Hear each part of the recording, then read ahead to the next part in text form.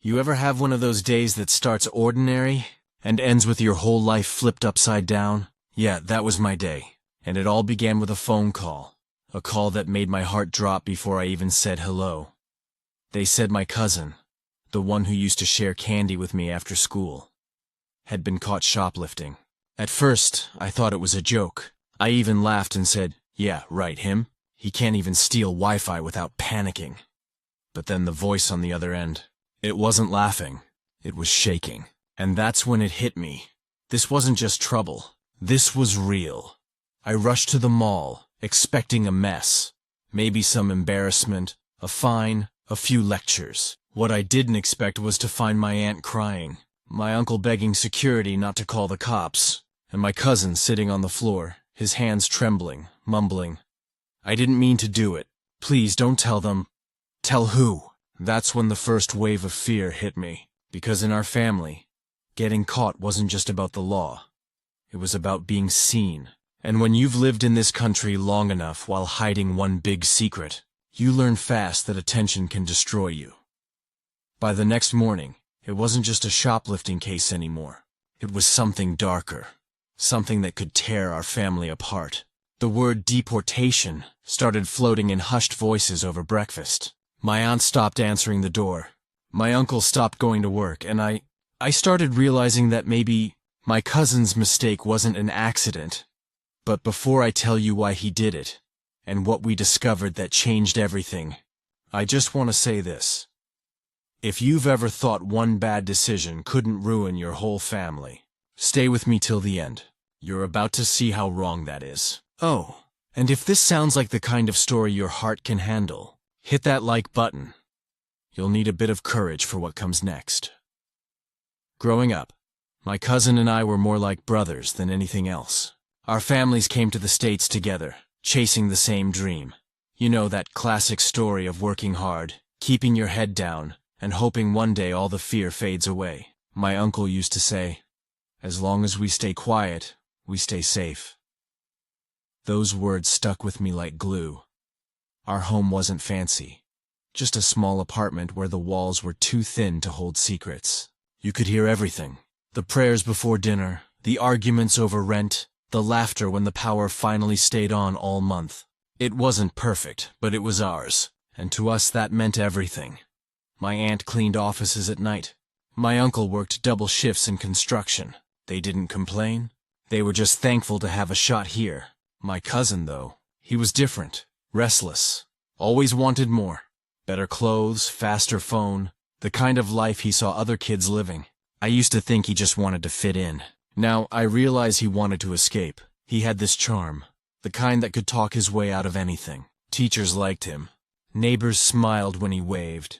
But behind that smile, there was a pressure none of them could see. Because unlike his friends, he didn't have a birth certificate that kept him safe. When he was about 16, things started to change. He stopped caring about school. He started skipping shifts at the small grocery store he worked in. One night, he came home late, smelling like cheap cologne and guilt. My uncle shouted. My aunt cried. Me? I just sat there, watching the family I loved start to crumble one argument at a time. But what none of us knew then, not even him, was that he'd soon make a choice that would light a match to everything they had built. A choice so small, it could have been forgotten in a day, if it hadn't nearly destroyed us all. And that choice began with something as stupid as a pair of sneakers. It was a Saturday afternoon, one of those lazy, nothing special kind of days. I remember scrolling through my phone when my aunt asked if I'd seen my cousin. He'd said he was heading out with friends to grab lunch. She smiled when she said it, but something in her eyes looked uneasy. Maybe a mother just knows when something's off. A couple of hours later, my phone buzzed. It was him. Just one line.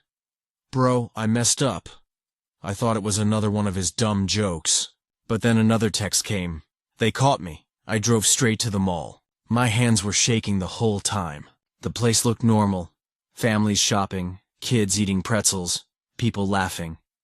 And yet, in the middle of it all, I saw chaos. 2 mall cops, a store manager pacing, and my cousin sitting on the floor with his hood pulled over his face. He looked small, scared, like the world had just shrunk around him. I ran up and said, "What happened?" He wouldn't look at me. The guard said he'd tried to steal a pair of shoes. Nothing expensive, but enough to press charges. I laughed nervously and said, "There's gotta be some mistake. He's not like that." But the manager just handed me the security footage.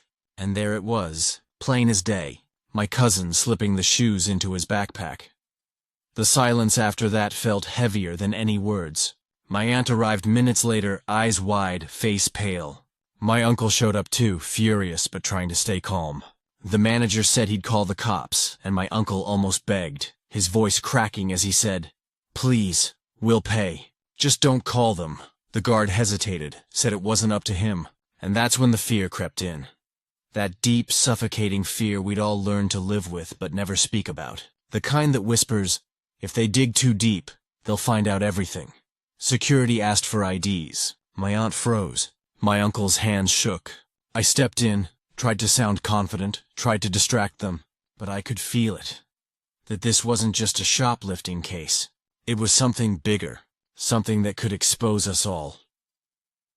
When the officer finally arrived, my cousin looked up and whispered, "I didn't do it for me." I still remember those words echoing in my head as they led him out of the store. That night, our house didn't feel like a home anymore. The air was thick, quiet, heavy, like everyone was afraid to breathe too loud. My aunt sat at the kitchen table, staring at the cold cup of tea in her hands. My uncle paced the living room, muttering under his breath, blaming himself, blaming my cousin, blaming the world. And me? I just stood there, caught between anger and fear, wondering how a pair of sneakers could turn into something that felt like the end of everything. When my cousin finally came home, no one said a word. He looked exhausted, red eyes, pale face, voice barely a whisper. "They let me go," he said, "but they took copies of everything." My uncle's head snapped up.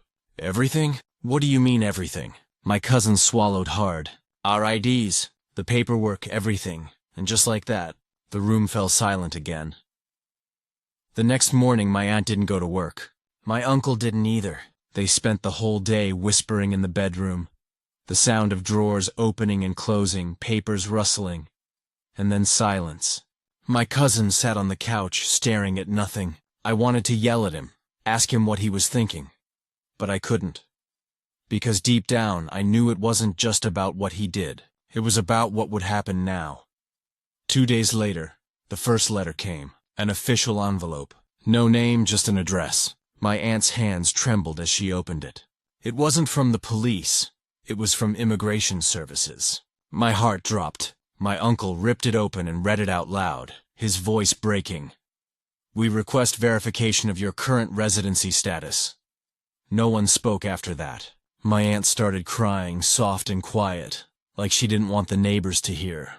My cousin stood up and said, "It's my fault. I'll fix it." My uncle snapped, slammed his hand on the table. "You've done enough." That was the first time I'd ever seen him cry. That night, I couldn't sleep. I kept hearing my cousin's words replaying in my head. I didn't do it for me. What did that mean? What was he hiding? And why did it sound less like an excuse, and more like a warning? By the third night, the tension had turned into silence. That kind of silence that makes you hear your own heartbeat. My cousin barely spoke. My aunt prayed longer than usual. And my uncle, he looked like a man carrying a secret that was too heavy to hold any longer. I tried to get my cousin to talk.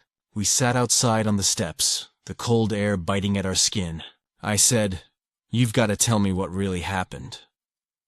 He hesitated, staring at the streetlights like they might give him courage. Then finally he said, "I didn't steal for me. I stole because I thought it would help." "Help who?" I asked. He sighed, then pulled something out of his pocket. A folded paper, creased at the edges. It was a letter from an immigration lawyer. He explained that a man had promised to fix their papers, to make everything legal, for a price. The only problem? The money had to be paid now. My uncle didn't have it, my aunt didn't even know about it, and my cousin thought he could handle it himself.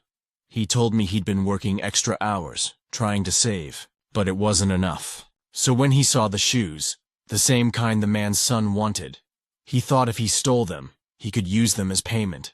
The man had said he'd make things easier if my cousin helped him out. My stomach twisted. It wasn't just shoplifting, it was blackmail. That man had used him, played on his fear, and dragged him into something he didn't understand. Later that night, my uncle found the letter too. When he read it, his face went white. He sat down and said quietly, "He knows where we live."